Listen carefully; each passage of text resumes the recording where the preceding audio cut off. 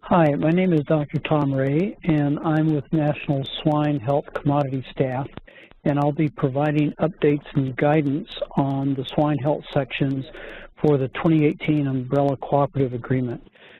This information is found on pages 38, 39, and 40 in the body of the guidance document, and also in Appendix A2 and A3 on pages 75 through 77. And we'll be referring to these sections as we go through this discussion. We're not going to get into any details on the general sections of the umbrella agreement, but we'll deal specifically with the swine health sections in the guidance document. These are found in the commodities section, which is section 4.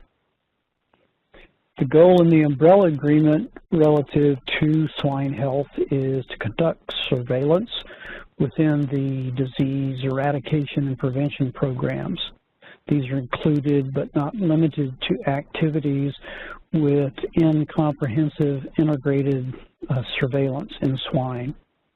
The activities include surveillance for classical swine fever, swine brucellosis, pseudorabies, and influenza A virus in swine.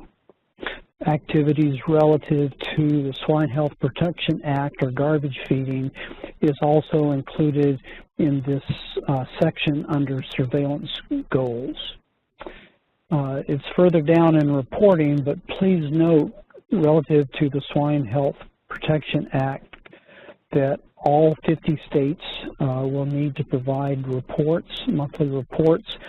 In states where garbage feeding is prohibited or illegal, you still need to document that activity so as to necessary to demonstrate that garbage feeding activities are not occurring in that state. There are much more details for these surveillance goals, and as mentioned, they're on page 38, 39, and 40 in the guidance document. Reporting goals are listed on page 39 and 40.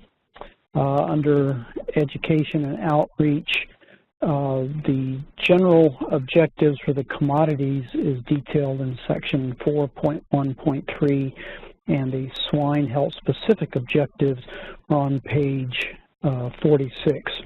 One note that we want to make sure to bring to your attention that no part of this agreement can be used to purchase lab equipment.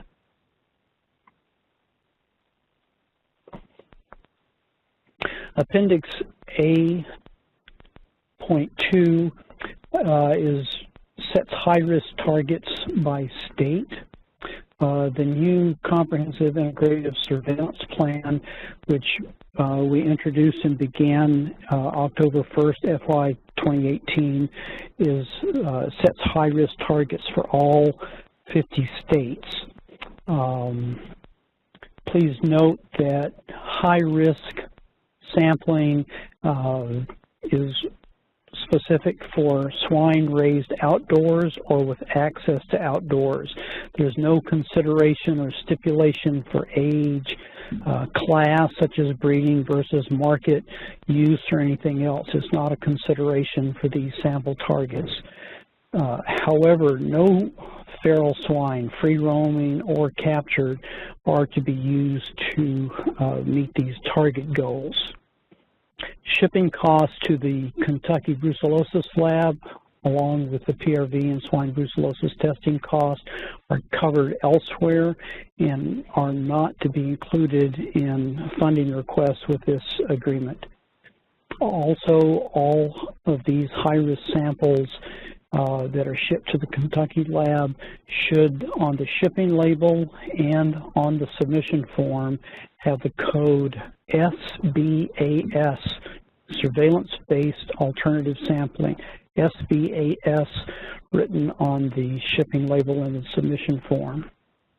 The work outlined to obtain these high-risk targets, this is a cooperative agreement, can be used both state and federal personnel to carry out obtaining these samples. Any questions, please don't hesitate to contact national swine staff.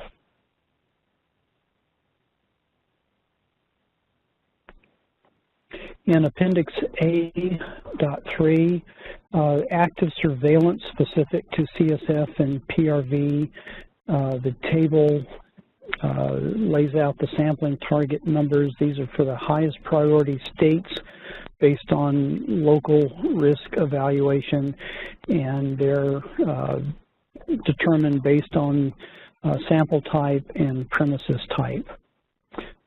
States listed in this table for these samples should use an appropriate designated null lab for sample submissions, and if there are any questions either on the this sampling or the appropriate null lab, again, please contact National Swine staff or the National Director of Null if you have questions.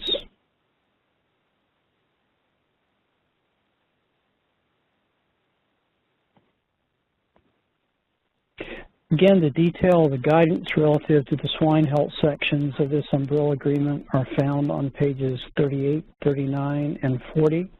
The appendices found on pages 75 through 77. Note that in addition to the guidance in the body of the document, that both appendices have narratives in their headers to provide additional details that relate to the rationale, the activities, and so on of the sampling numbers that are included in their respective tables.